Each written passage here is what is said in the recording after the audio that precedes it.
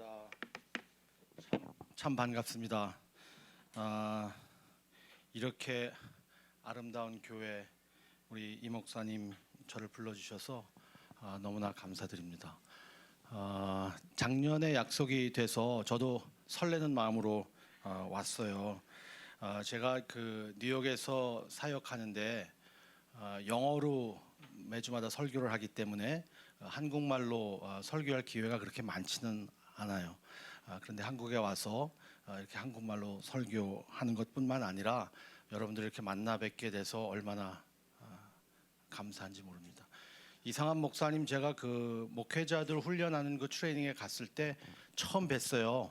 그래서 로비에서 같이 이렇게 얘기하던 기억이 나는데 목사님 기억나실지 모르겠지만 인상이 너무 강해서 그리고 같이 사진을 찍었어요. 근데 너무너무 멋있고 잘생겼어요. 장혁 같이 이렇게 비슷하게 생겼더라고요. 그래갖고 야 너무 멋있는 목사님이다. 그리고 이제 목사님을 만나 뵙고 계속 교제를 하는데 그때는 모자를 쓰고 있었어요. 근데 모자를 벗은 것도 너무 멋있어 갖고 얼마나 감사한지 모릅니다. 사모님도 너무 멋쟁이시고 또 이제 같이 내일부터 한 3일 동안 교회 개척하시는 목사님들 돕기 위해서 같이 사역을 우리 동역하고 있거든요. 우리 이상한 목사님하고 저는 1976년도에 대한민국을 떠나서 미국으로 갔습니다. 76년도면은 꽤 오래됐죠. 48년 전이에요. 48년 전에 미국을 떠나서 갔어요. 그래서 미국에 가서 중학교를 들어갔습니다. 그래서 거기서 중학교, 고등학교, 대학교, 대학원까지 다 공부를 하고 그리고 이렇게 또 살고 있어요. 뉴욕으로 이사 간 지는 한 33년 됐고 결혼한 지 34년. 아들만 셋, 며느리 둘. 이렇게 잘 살고 있습니다. 한국에 오면 참 너무너무 좋아요. 역시 제가 한국 사람이라는 게 느껴지고 미국에서 살면은 항상 제가 이방인이라는 것이 계속 리마인드 해주거든요. 미국 사람들이 너는 이방인이다 리마인드를 해주는데 여기 오니까 저도 그냥 너무 보통 사람들과 스며들게 돼서 얼마나 좋은지 모르고 또 한국에 얼마나 좋은 것들이 많아요. 특히 우리나라에만 독특한 그러한 여러 날들이 있다라는 것을 제가 최근에 배웠습니다. 산업통상자원부에서 이런 자료를 냈어요. 우리나라에만 있는 독특한 데이 1월 19일 찜질방 데이 아셨나요? 한국 분들도 모르는데 제가 여러분들이 celebrate 하는 그런 날이에요. 우리 한국 사람들이 화재 신고 번호 119가 뜨거움을 연상시켜서 119의 찜질방 데이라고 했고 2월 23일은 인삼 데이라고 합니다. 숫자 232 인삼 발음과 비슷하다고 억지로 만든 것 같습니다. 3월 3일은 삼겹살 데이. 3이 겹치는 3월 3일이 삼겹살을 연상한다 그래요. 삼겹살 데이 여러분들 셀러브레이트 하시는지 모르겠어요. 3월 7일은 삼치 참치 데이. 숫자 3과 7이 삼치 참치 발음과 비슷하다라고 해서 참 많이 셀러브레이트 합니다. 4월 4일은 클로버 데이. 숫자 4가 네잎 클로버를 연상시킨다고 하는데요. 5월 2일은 오이 데이. 숫자 52가 오이가 발음이 이건 억지로 만든 것 같은데요. 정말 이렇게 하세요? 5월 2일은 오이 데이고 오이 드세요? 이거 누가 우리 한국 사람들은 정작 안 하는데 외국에 있는 사람들이 이런 거 듣고 배우는 거예요. 그죠? 네. 5월 21일은 부부의 날. 가정의 달 5월에 둘이 하나가 된다는 의미. 의미는 좋네요. 그죠? 네. 5월 21일 부부의 날 지났습니다. 목사님. 6월 2일 유기농 데이, 6월 4일 육포데이, 숫자 6 그리고 4 발음해서 육포라고 합니다. 6월 6일 고기데이, 7월 5일 추어탕데이, 8월 8일 라면데이, 라면을 팔팔 끓여 먹자는 의미라고 합니다.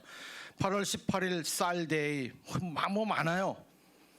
11월 11일 빼빼로데이. 한국은 이렇게 여러 날을 기념하는 것 같아요.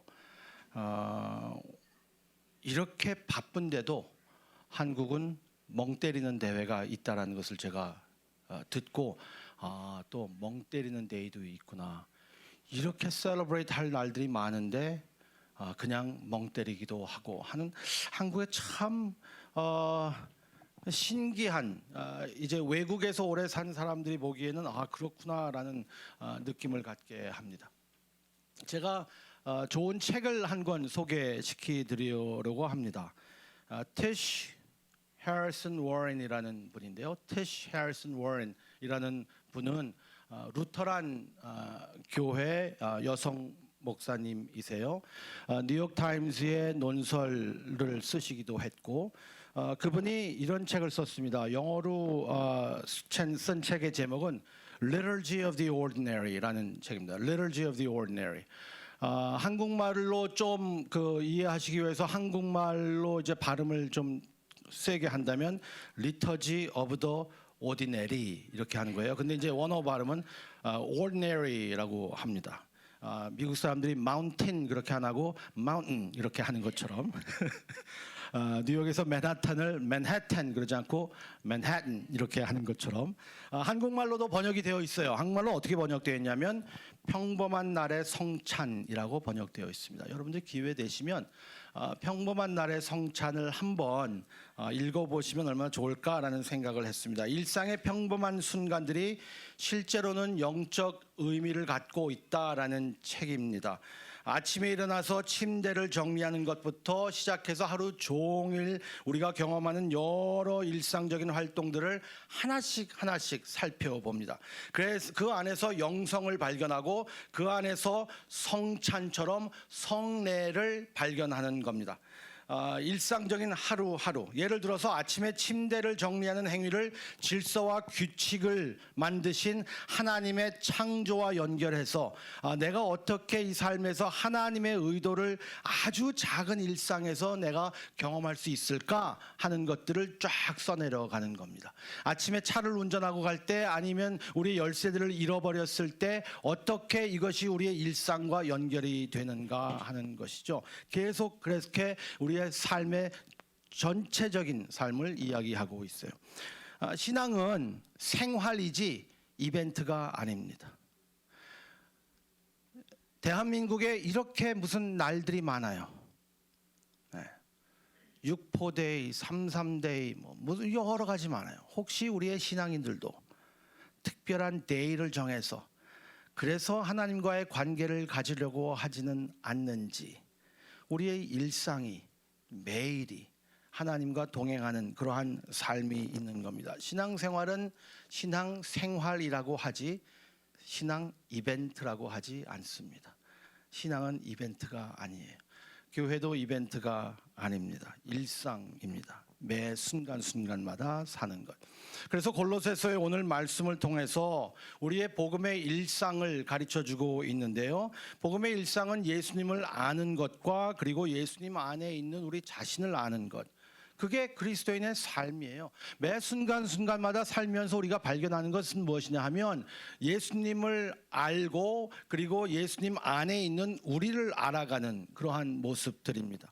오늘 이 말씀 제가 좀 길게 저희들이 같이 읽었지만 제가 다 이 말씀을 같이 공부하지는 않을 거고요.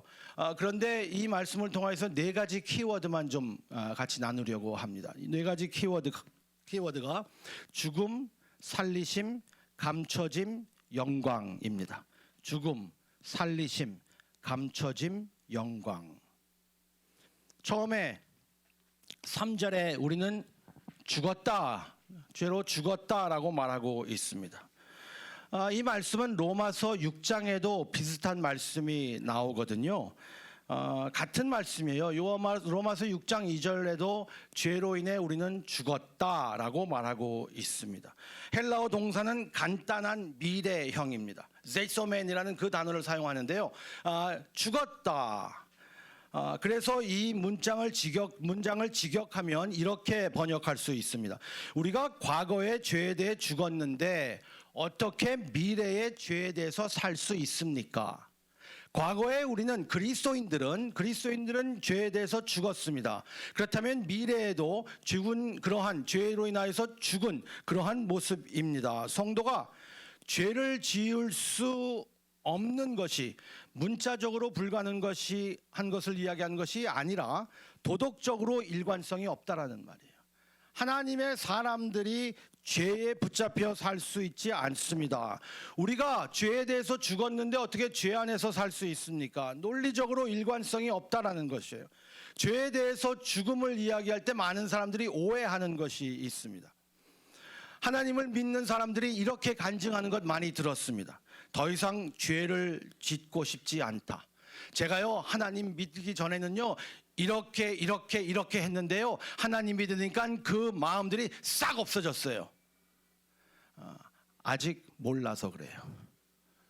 정말 그럴까요? 신앙생활 좀 오래 여기는 처음 오신 분들도 계시고 그리고 교회를 처음 나오신 분들도 계시지만 기독교에 대해서 오해할 수도 있고 그리고 교회를 오래 다닌 사람들도 기독교에 대해서 오해할 수 있어요. 교회를 오래 다닌다고 그리고 하나님을 믿는다고 저는 목사라고 하더라도 죄에 대해서 완전히 죽었다라는 말이 더 이상 죄를 짓고 싶은 마음이 생기지 않는다라는 말이 아닙니다. 왜냐하면 계속해서 욕심과 시기와 질투가 생기거든요. 다른 사람들이 더 알아주기를 원하는 마음 그렇단 말이에요. 더 이상 죄를 짓고 싶지 않다 오해입니다. 더 이상 죄를 짓지 말아야 한다라는 말로 사람들은 오해할 수도 있습니다. 이게 됩니까? 이건 너무 죄를 과소평가하는 겁니다. 죄를 짓지 마라. 단순히 우리는 죄로 인해 죽었으니까 우리는 죄를 짓지 않는다. 기독교인들은 죄를 짓지 않는 사람들입니까? 많은 사람들이 기독교인들에서 그렇게 생각하고 있어요. 예수 믿는 사람 저렇게 살 거면 나 안 살아. 누가 예수 믿는 사람들은 죄를 짓지 않는 사람이라고 말했습니까? 그리고 교회 다니시는 몇몇 여기 계신 분들 괜히 무거운 짐을 가지고 나는 도덕적으로 종교적으로 그리고 윤리적으로 똑바로 살아야지 그리고 나 때문에 하나님 안 믿는다고 교회 안 다닌다 그러면 다 내 책임이니까 라고 하면서 짓지 말아야 될 그 무거운 짐을 가지고 살고 있어요. 죄를 짓지 말아야 한다는 말도 아니란 말이에요. 그렇다면 또 다른 오해는 뭐냐면 죄에서 서서히 멀어지는 것이다 라고 이야기합니다. 그 정도면 됩니까? 너무 성령님이 함께 하시는 기독교인의 자신을 과소평가하는 거예요.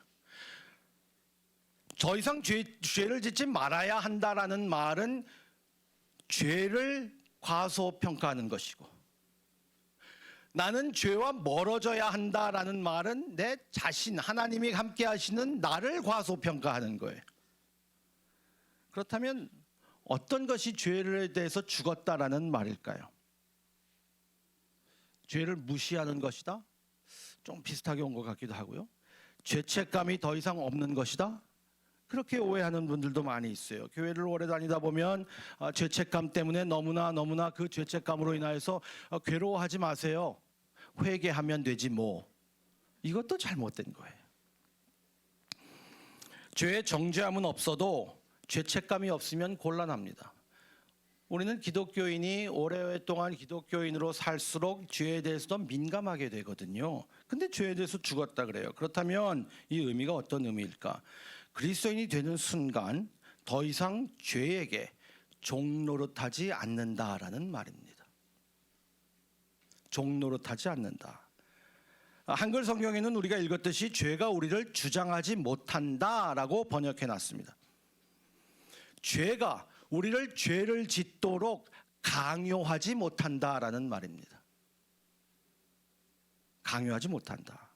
전에는 죄를 지을 수밖에 없었는데 하나님을 믿는 사람들은 죄 짓는 것을 그 유혹을 이겨낼 수 있는 능력이 생겨난다라는 말이에요. 그런데 저희들이 경험하면 경험할수록 죄에 패배하는 그러한 생활들이 있습니다. 죄의 본성은 하나님이 아닌 우리의 욕심을 따르기 원하는 것 때문이죠. 그래서 아마 기독교인들을 이렇게 설명해야지 제일 맞는 것 같아요. 기독교인들은 동시에 의인이며 죄인이다. 동시에 의인이면서 죄인이에요. 신분으로는 의인인데 경험적으로는 죄인이에요. 신분으로는 의인이에요. 경험적으로는 죄인이에요. 저는 그것을 순간순간마다 경험합니다. 미국에서 시민권을 받았어요. 76년도에 미국을 가서 대학교 다닐 때쯤에 시민권을 받았는데 그때도 뭐 지금도 그렇겠지만 이 법원에 가서 손을 들고 이제 그 선서를 합니다. 저는 뭐 미국에 뭐 어떻게 하고 뭐 어쩌지 기억도 안 나요 지금. 그러면 Welcome to America. 그 재판장이 이렇게 이야기한 후에 미국 국기를 줍니다. 그러면 미국 성조기를 들고 아메리칸이 돼서 집으로 옵니다. 집에 와서 신발 벗고 된장찌개 먹고 라면 끓여 먹습니다. 신분으로는 미국 사람이에요. 경험상은 한국 사람이에요. 이 이중적인 이러한 같이 가는 이 긴장감이라고 할까요? 이 밸런스를 저희들이 항상 맞추고 있어요. 지금 여러분들도 미국에서 살지 않고 한국에 사는 사람들도 그러한 것에 계속 살고 있습니다. 우리가 교회를 다니면 다닐수록 나는 신분적으로는 의인인데 경험상으로는 정말 연약하구나. 오늘도 찬양하면서 연약함에 대해서 이야기했어요. 오늘 찬양 너무나 감사합니다. 오늘 찬양 제가 사실은 좀 사이드 코멘트인데요. 설교를 무척 짧게 해도 돼요. 왜냐하면 여러분들이 오늘 찬양 부르신 찬양만 계속 고백해도 이게 설교의 핵심입니다. 어떻게 이렇게 찬양을 설교 핵심이랑 딱 잡았을까? 야, 기가 막혀요. 그래서 제가 깜짝 놀랐어요. 여기랑 내가 영이 통하는구나. 그런 생각을 했어요. 너무나 감사합니다. 우리의 신분과 경험은 달라요. 같이 있는 거예요. 근데 우리의 경험으로만 살지 않고 우리의 신분으로만 살지 않습니다. 이 긴장감을 붙잡고만 있어야 돼요. 그게 죄에 대해서 죽었다. 동시에 의인이며 죄인이다. 두 번째는 다시 살리심이라는 단어입니다.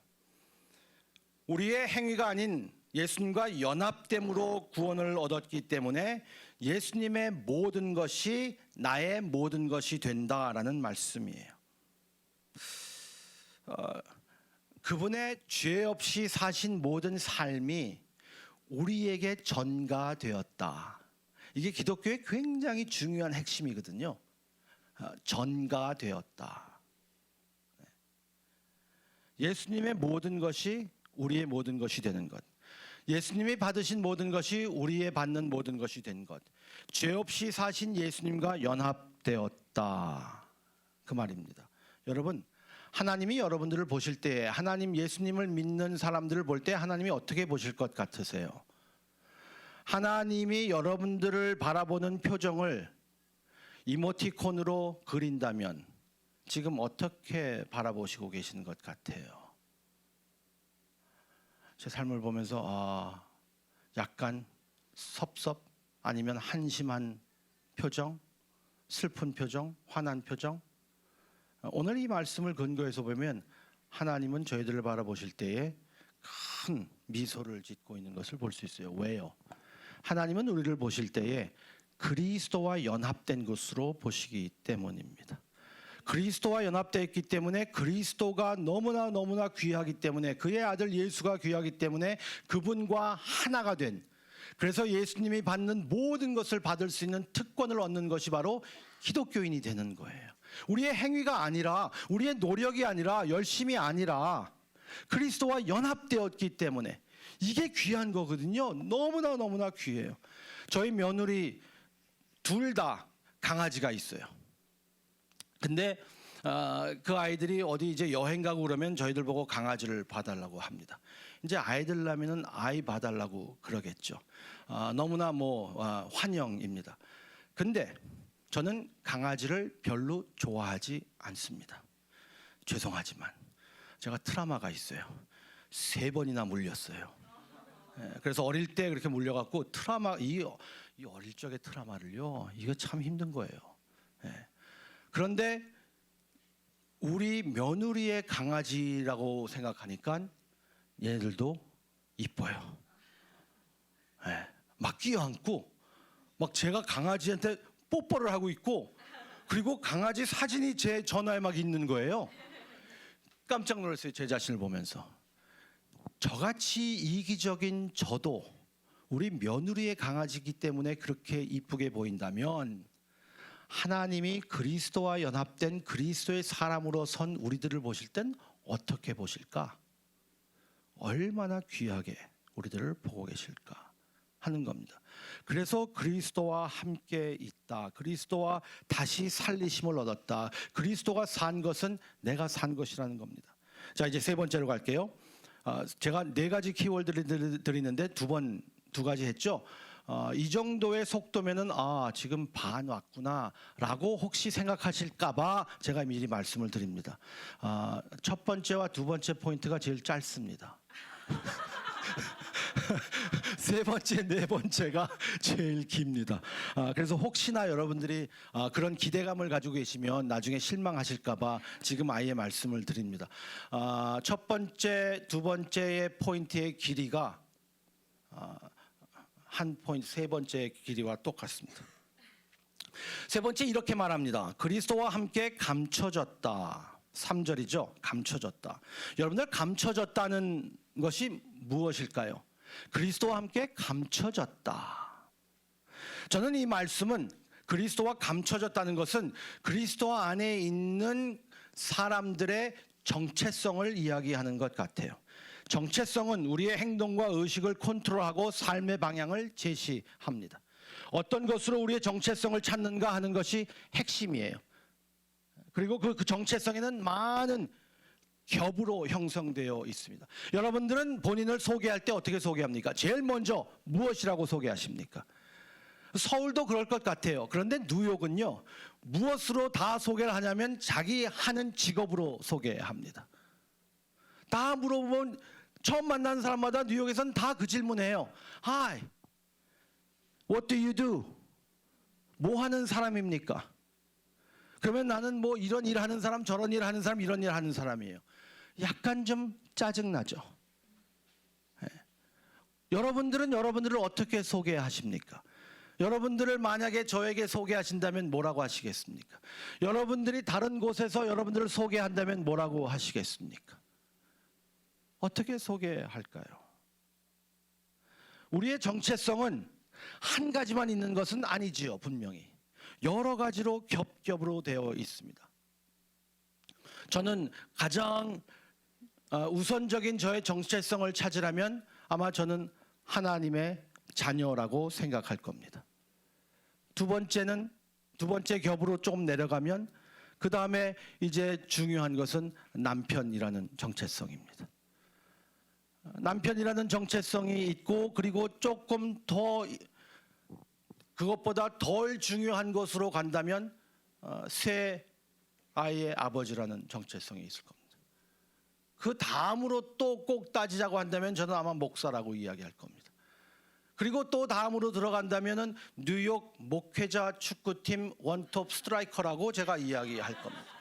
정체성이 다 점점 겹으로 되어 있습니다. 마치 양파를 까는 것 같아요. 여러분들도 그냥 하나로 딱 이야기해서 이 사람은 이런 사람이다 라고 이야기할 수 없잖아요. 얼마나 우리가 복잡합니까, 사람들이. 어떤 사람들은 직장으로, 어떤 사람들은 부모로, 어떤 사람들은 자기의 감정으로, 그 기초에 두어서 이러한 정체성을 쌓으려고 합니다. 저는 여러분들이 정말 복음 안에서 정체성을 찾으면 어떨까 하는 생각을 해보셨으면 좋겠습니다. 복음적인 정체성이 가장 기본이잖아요. 찬양의 나의 나됨은 하나님의 은혜라라는 찬양이 그런 의미인 것 같습니다. 그리스도인의 가치관과 세계관이 이러한 정체성에서 나오는 것 같아요. 이러한 정체성에서 나올 때에 훨씬 더 내 자신에 대해서 여유가 있고 나를 용납하는 것뿐만 아니라 나를 이해하고 나를 받아주고, 그리고 내가 내 자신을 받아주는 것뿐만 아니라 다른 사람들을 받아줄 수도 있을 것 같아요. 다른 사람들에게 조금 더 열려 있습니다. 다른 사람들에게 말을 잘 듣습니다. 완전히 그리스도에게 헌신하고 예수님을 따르는 사람들은 꼭 미친 사람이나 광신자가 되는 것 아닙니다. 예수 믿는 사람들이 광신자 아니에요. 예수님을 따르는 사람들은 너무나 보통 사람들이 놀랄 정도로 보통이어야 돼요. 놀랄 정도로. 비슷한 것이 우리의 예수님을 믿지 않는 이웃들과 비슷한 것들은 비슷하고 다른 것들은 달라야 하는데, 많은 교회 다니는 사람들의 문제는 달라야 할 것이 비슷하고 비슷해야 할 것이 다르다는 거예요.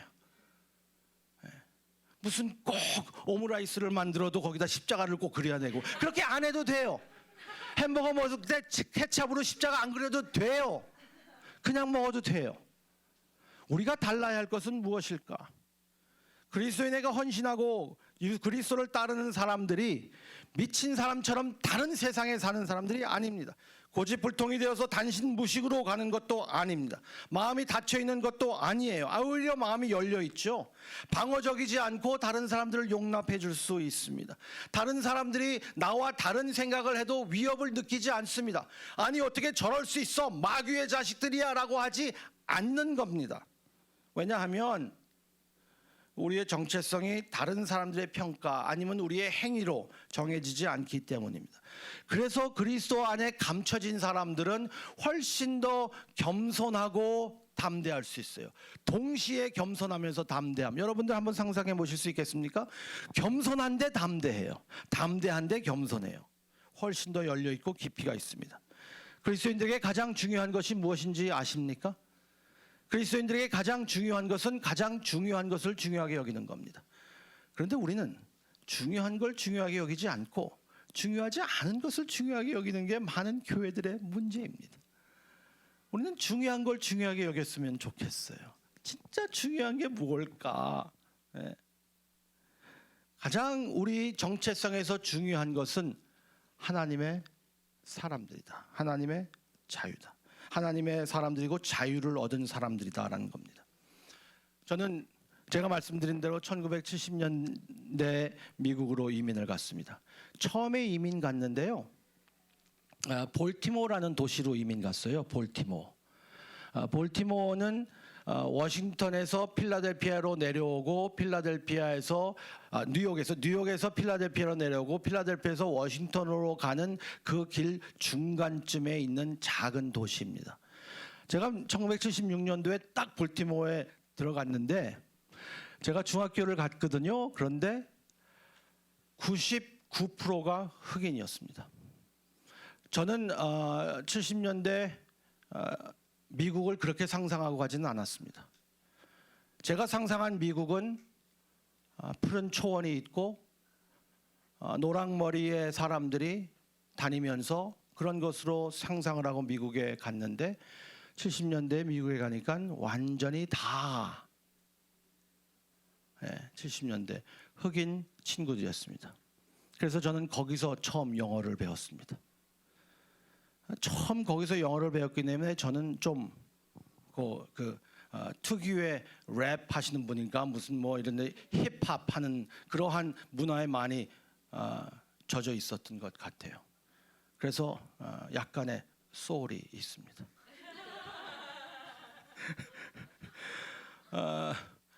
저희 그 중학교 때 미국에서는 2월 달을 매해 2월 달을 Black History Month라고 합니다. Black History Month.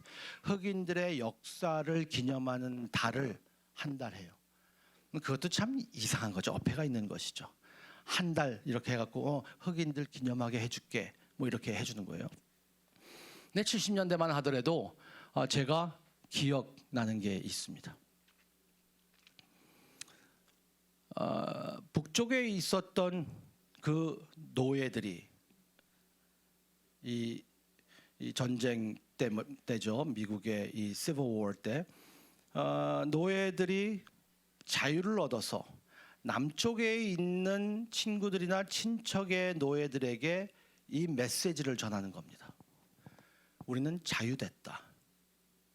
이제 노예 이것이 폐지됐다. 그래서 그 소리를 녹음한 것을 제가 들은 적이 있습니다. 영어로 하면 문법상으로는 You are free, I am free, we are free라고 해야지 문법상은 맞습니다. 그렇죠. 근데 그때 제가 들은 말은 이렇게 들었습니다. 이렇게 사용했었으니까요. 문법이 좀 틀렸죠? I is free, you is free, we is free 라고 들렸는데 문법은 틀렸지만 하는 메시지는 뭐였냐 하면 우리는 자유인이다라는 거예요. 우리는 더 이상 노예가 아니다. 그러면서 남쪽에 있는 사람들에게 계속 이야기해 주는 겁니다. 자유인이다. 자유인인데 왜 아직까지 노예처럼 사느냐? 우리에게 주시는 복음의 말씀이 그겁니다. 여러분들은 자유인인데 죄가 더 이상 우리를 종노릇하게 못하는데 우리는 죄의 노예가 아닌데 왜 아직도 그렇게 사십니까? 그리스도가 부활하셔서 우리와 연합되어서 그 안에서 감춰진 사람들인데 얼마나 귀한 사람들인데 왜 아직도 자유인처럼 살지 못하고 이 세상에 속박되어서 살고 있습니까? You are free. You're free. We're all free. 우리는 자유 얻었어요. 그래서 저희들이 그 자유가 어떤 의미인지 생각해 봐야 합니다. 계속 기억하십시오. 계속 생각해 내십시오. 여러분들이 어떤 정체성을 가지고 있는지. 그리스도 안에 있는 사람들은, 그리스도 안에 감춰진 사람들은 자유인입니다. 하나님의 모든 축복이 그리스도에게 주시는 것이 우리에게 온다는 것이 복음의 메시지입니다. 마지막으로 이 말씀만 드리고 마칠게요. 좀 말씀이 길어졌어요. 제가 우리 교회에서도 항상 그렇게 이야기하는데요. 제가 설교의 길이는 우리 성도님들에게 달려 있습니다. 교인들이 잘 들으면 설교가 길어져요. 내가 잘하는 줄 알고 소통이 되는 줄 알고. 근데 여러분들이 빨리 끝내고 싶으시면 막 딴짓을 하시면 제가 빨리 끝냅니다. 근데 여러분들이 너무 잘 들어주시니까 제가 또 이렇게 길게 하네요. 요것만 간단하게 말씀드리고 마칠게요. 4절의 말씀입니다. 4절의 말씀은 제가 너무나 좋아하는 말씀입니다. 우리 생명이신 그리스도께서 나타나실 때에 너희도 그와 함께 영광 중에 나타나리라. 이 말씀을 듣기만 해도 너무나 벅찬 말씀 아니에요? 앞에 세 가지는 과거에 관한 말씀이었고 4절의 말씀은 미래의 일을 말하는 것입니다. 4절의 말씀에 영어로는 이렇게 표현되어 있습니다. Set your mind on Christ, who is your life. Set your mind on Christ, who is your life. 우리의 생명이라고 번역되어 있는데 아마 who is your life 라는 말은 아마 뉘앙스적으로는 우리의 인생이라고 번역해도 맞는 것 같아요. 나의 인생. 우리의 생명, 우리의 모든 것 되시는 분, 그분에게 우리의 마음을 두어라. 예수님 외에 없으면 안 될 것 같은 것이 우리에게 있는지 모르겠어요. 예수님 외에 나의 삶에서 인생의 의미를 주고 있어야 하는 것이 꼭 무엇이 있을까? 예수님 외에 다른 것을 의지하는 것이 무엇이 있을까? 여러분 아침에 일어나게 하는 게 뭡니까? 여러분들은 어떤 원동력을 가지고 아침에 일어나서 또 샤워를 하고 직장을 나가고 일을 하고 또 움직입니까? 일상을 어떻게 시작합니까? 어떤 힘으로? 이 저자는 예수가 나의 생명이기 때문에 그분 때문에 일어나서 움직인다고 이야기합니다. 제가 길게 말씀드리지는 않겠지만 이 말씀을 저희들이 어떻게 살 수 있을까라는 말씀은 12절부터 17절까지 쭉 볼 수 있는데요. 이렇게 요약할 수 있습니다. 이런 사람으로 부르심을 받았으니 그리스도 안에서 이런 사람이 되었으니 그런 사람으로 살아라. 이게 항상 성경의 논리예요. 당신은 이런 사람이니까 이런 사람답게 살아라. 하나님의 자녀이니까 하나님의 자녀답게 살아라. 하나님의 자녀답게 살아서 하나님의 자녀가 되는 것이 아니라 하나님의 자녀가 되었기 때문에 하나님의 자녀답게 살아라. 제자가 되었으니 제자답게 살아라. 하나님의 사람이니까 사람답게 살아라라는 것입니다. 우리의 삶으로 우리의 정체성과 신분을 바꿀 수는 없습니다. 그리스도께서 자기의 정체성, 하나님의 그 사랑을 받는 그 모든 것을 버리심으로 인하여서 우리에게 주신 그 은혜 때문에 그리스도와 연합되어서 그분의 신분이 저의 신분으로 온 거거든요. 그게 기독교의 전가 신학이에요. 그분의 것이 나에게 온 것입니다. 여러분에게 간 것입니다. 그러니 그렇게 살아라. 그리스도인의 그 정체성을 가지고 살아라는 것이죠. 여러분, 제가 결혼한 지 34년이 됐어요. 여러분들도 여기 결혼하신 분이 계신지 모르겠어요. 아니면은 결혼을 준비하는 아니면 그런 교제하는 그런 관계에 계신 분들이 있는지 모르겠어요. 그런데 그 결혼하신 분이 아니면 결혼을 생각하는 분이 완전 싱글처럼 그렇게 살 수 있습니까? 아마 있겠죠. 그렇지만 그분들은 무엇을 기억해야 합니까? 누구하고 함께 연합됐다는 것을 기억해야 합니다. 그것을 잘 보여주는 것이 제 이 웨딩 밴드입니다. 성경은 이렇게 이야기하고 있어요. 너희가 세례를 받지 않았냐. 침례교회니까 침례라 그래야겠죠. 목사님 여기 침례교회요? 침례 신학을 하셨어요. 침례든 세례든 하여튼 그게 중요한 게 아니라 그리스도와 연합된 것이 증표로 보여주는 것이 있지 않느냐. 저는 34년 전에 우리 아내와 함께 영원히 같이 살겠다고 서약하고 우리 아내도 서약하고 저희들은 반지를 교환했습니다. 이걸 기억해라. 그러니 결혼한 사람처럼 살아라. 이게 약속이에요. 이게 하나됨이에요. 하나님과 우리가 하나님의 자녀로 그리스도와 연합된 그 증표가 있으니 그렇게 살아라. 예수님의 모든 것이 나의 모든 것이 되는 것처럼 그렇게 살아라. 너의 생명이신 그리스도가 나타나실 그때에 그와 함께 영광 중에 나타나리라.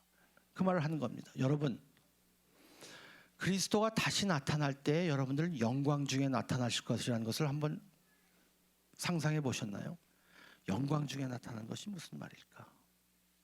영광 중에. 이 세상이 너무나 힘들고 그리고 짜증날 때가 많이 있습니다. 이거 이렇게 될 것인가 라는 생각이 듭니다. 대한민국 서울도 그렇고 미국 뉴욕도 그렇습니다. 어떻게 되는 것인가. 그런데 지금 우리가 사는 이것이 영원한 현실이 아니라는 겁니다.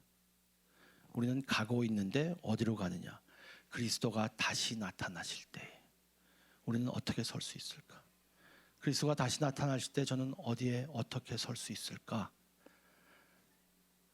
그리스도 안에 감춰진 모습으로 보화가 너무나 귀중한 그 보화가 깊이 감춰져 있어서 그것으로 인하여서 귀중함이 드러나는 것처럼 여러분들이 그리스도 안에 감춰진 사람으로서 그런 보화로 살았으면 좋겠습니다. 여러분들은 그런 사람이에요. 그러니 그렇게 살아라.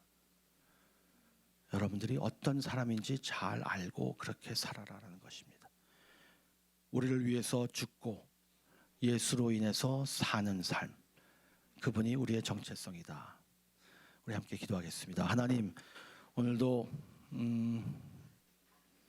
좀 긴 이야기를 나눴지만 하나님께서 저희들에게 다시 한번 이 말씀을 묵상할 수 있는 기회를 주시고 또 저희들이 어떠한 모습으로 서야 하는지, 또 어떻게 설 수 있는지, 또 그 자격은 어떻게 얻었는지 깊이 생각할 수 있도록 하여 주시기를 원합니다. 하나님, 우리를 사랑하셔서 끝까지 사랑하시고 인내해 주시며 우리를 기다려 주시고 하나님께서 우리를 지켜주시는 그 은혜를 오늘도 기억할 수 있도록 하여 주시기를 간절히 바라옵고 모든 말씀 예수님의 이름으로 기도드립니다. 아멘.